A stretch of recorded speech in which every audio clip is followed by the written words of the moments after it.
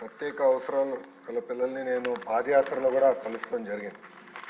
వాళ్ళ తల్లిదండ్రులు ప్రత్యేకంగా రాయలసీమలో ఎక్కువ ఉన్నారు. వాళ్ళ తల్లిదండ్రుల పిల్లలు తీసుకొచ్చి నాకు చూపిస్తాం జరిగింది. ఆదుకోవాలని కూడా ఆనాడు కోరటం జరిగింది. అంటే తల్లి తండ్రి ప్రేమ చాలా వాళ్ళు ఎంత చూపిస్తారో మనందరం చూస్తాం. ఆ పిల్లల్ని మోసుకుంటూ వచ్చి కిలోమీటర్లు మోసుకుంటూ వచ్చి ఈ ప్రభుత్వం ఏర్పాటు చేసిన భవిత స్కూల్స్కి తీసుకెళ్తాం కానివ్వండి, వాళ్ళకి కావాల్సిన కేర్ ఇవన్నీ చేస్తాం కానివ్వండి, అవన్నీ నేను స్వయంగా చూశాను. చూస్తే రాష్ట్రంలో 679 భవిత సెంటర్లు అనేవి ఉన్నాయి అధ్యక్ష. 6 నుంచి 14 సంవత్సరాల వయసు కలిగిన పిల్లల్ని ఇక్కడ ఈ సెంటర్కి తీసుకెళ్తాం జరుగుతుంది. ప్రత్యేకంగా ట్రాన్స్పోర్ట్ అలవెన్స్ ఇస్తాం, ఎస్కాట్ అలవెన్స్ ఇస్తున్నాం. గర్ల్ చైల్డ్కి ప్రత్యేకంగా అదనంగా స్టైపెండ్ ఇస్తాం.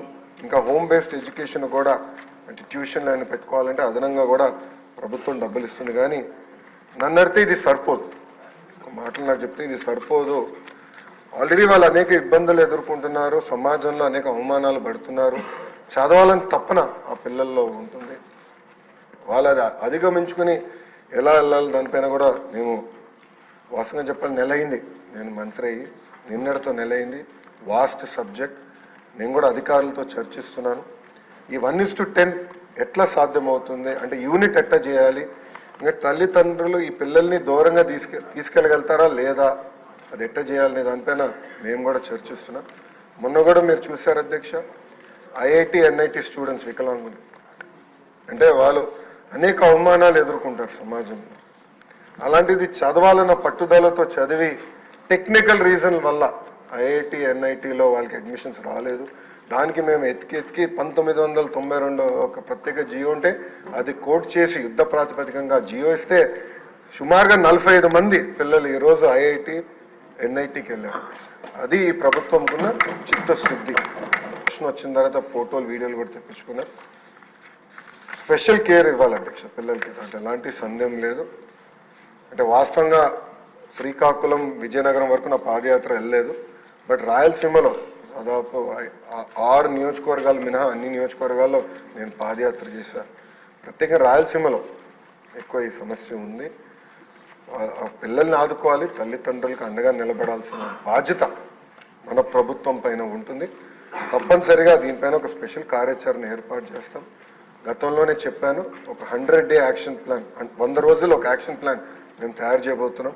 అది సభ్యుల ముందల పెడతా, సంఘాల ముందల పెడతా, ఉపాధ్యాయుల ముందల పెడతా, తర్వాత ప్రజల ముందల పెట్టి వాళ్ళ అభిప్రాయాలు తెలుసుకున్న తర్వాత అదొక వే ఆఫ్ పాలసీన విధానం నేను ప్రజల్లోకి తీసుకెళ్ళిన ఆలోచనలో ఉన్నా. అది వచ్చే అకాడమిక్ ఇయర్ నుంచి అమలు చేయాలనేది మన ప్రభుత్వం లక్ష్యం.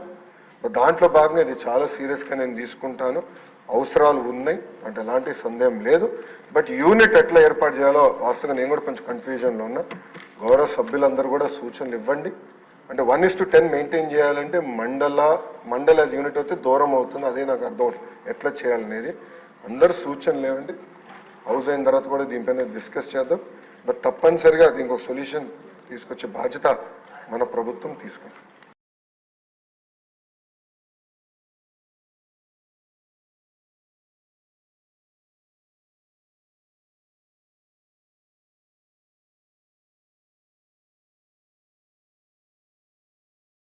ప్రభుత్వ టెర్రరిజంతో పెట్టుబడులు పరారైపోవడం.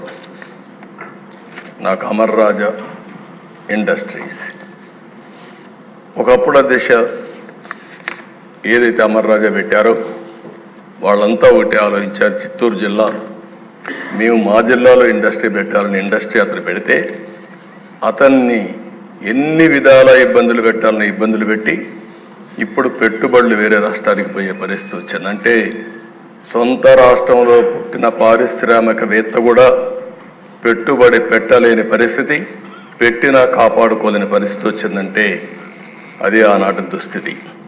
24% నిరుద్యోగం. దేశంలోనే అతిపెద్ద నిరుద్యోగం ఉన్న రాష్ట్రం మన రాష్ట్రం అయ్యే పరిస్థితికి వచ్చింది. 5 ఏళ్లలో అధ్యక్ష విపరీతంగా క్రైమ్ రేటు పెరిగింది. దళితుల హత్యలు పెరిగిపోయినాయి. Door delivery. నిన్నే నాకు ఆశ్చర్యం వేసింది. ప్రజాస్వామ్యాన్ని కాపాడాలని చెప్పి ప్లే కార్డ్ పట్టుకొచ్చారు. ఏం చెప్పాలో అర్థం కాలేదు. ఆ డోర్ డెలివరీ చేసిన వ్యక్తి కూడా ప్లే కార్డు.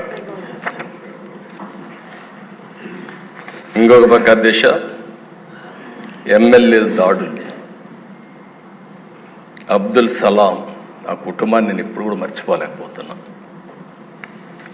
ఎంత దిశ మనిషి చనిపోవాలనుకున్నాడు, బాధలు భరించలేక.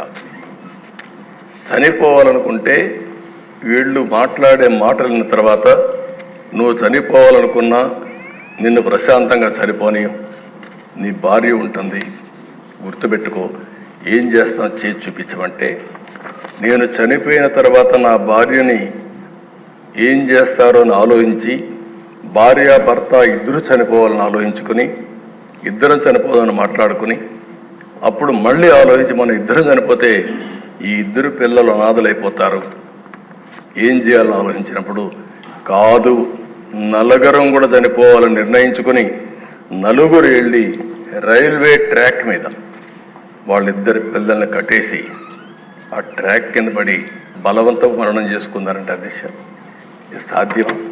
సాధ్యమే. ఎంత నిస్సహాయ స్థితి. ఈ విషయం మనం గుర్తుపెట్టుకోవాల్సిన అవసరం అది జరిగితే పరామర్శించినటువంటి ఆనాటి ముఖ్యమంత్రి నిన్న అదే పార్టీకి ఒకప్పుడు చెందిన ఇద్దరు వ్యక్తులు ఈరోజు ఒక అతను వ్యక్తిగత కారణాల వల్ల చంపితే దాన్ని రాజకీయం చేస్తూ ఢిల్లీకి పోయి ఈరోజు ఈ సభకు రాకుండా, సభకు వచ్చే ధైర్యం కూడా లేదు. అంటే చేసిన పనులు ఏమైనా ఉంటే చెప్పడానికి వస్తారు కానీ అది చేసే పరిస్థితి వచ్చారు. అధ్యక్ష డ్రైవర్ సుబ్రహ్మణ్యం, డాక్టర్ సుధాకర్ ఇప్పటికి కూడా జ్ఞాపకం. అధ్యక్ష సుధాకర్ ఏమడిగాడు? ఒక మాస్క్. మీ హాస్పిటల్ అధ్యక్ష నర్సీపట్నంలో పనిచేశాడు, one of the best doctor. ఒకటే అడిగాడు, నేను ఎంతైనా పనిచేస్తా కానీ కరోనా భయంకరమైన వ్యాధి, ఒకవేళ వస్తే మాకు కూడా ప్రమాదం ఉంటుంది, మాస్క్ ఇవ్వండి, అప్పుడప్పుడు మార్చండి అని ఒక మాస్క్ అడిగిన నేరానికి అహంకారమైన ఈ ప్రభుత్వం వేటాడి వేటాడి పిచ్చివాణి చేసి నడి రోడ్లో చంపేసే పరిస్థితికి వచ్చారు. అది చూస్తే చాలా బాధేస్తున్న దిశ. ఒక ఓం ప్రతాప్ వీళ్ళు పెంచిన లిక్కర్ రేట్ల గురించి విమర్శించాడని నెపంతో వాణ్ణి ఏం చేశారు? ఇప్పుడు కూడా దిక్కుదిలిన పరిస్థితి, ఆత్మహత్య కింద క్రియేట్ చేసే పరిస్థితికి వచ్చారు. బాపట్ల దిశ ఆ జిల్లాలో 10వ తరగతి ఏడే అనగాని సత్యప్రసాద్ ఉన్నాడు. 10వ తరగతి చదివే బాలుడిపై అమర్నాథ్ ఆయన చేసిన పని ఏంటి అధ్యక్ష? అక్కని అవమానిస్తున్నారు, ఎకిల్ చేస్తున్నారు. ఆ అమ్మాయి మానసికంగా చాలా బాధపడతా ఉంది అని ఇంటికి వచ్చి చెప్పిన నేరానికి దారిలో పోతా ఉంటే పెట్రోల్ పోసి తగలబెడితే పెట్రోల్ వేసి తగలబెట్టిన వాళ్ళకి రక్షణ ఇచ్చే పరిస్థితి వచ్చారు తప్ప ఆ కుటుంబాన్ని కాపాడే పరిస్థితి లేకుండా పోయింది.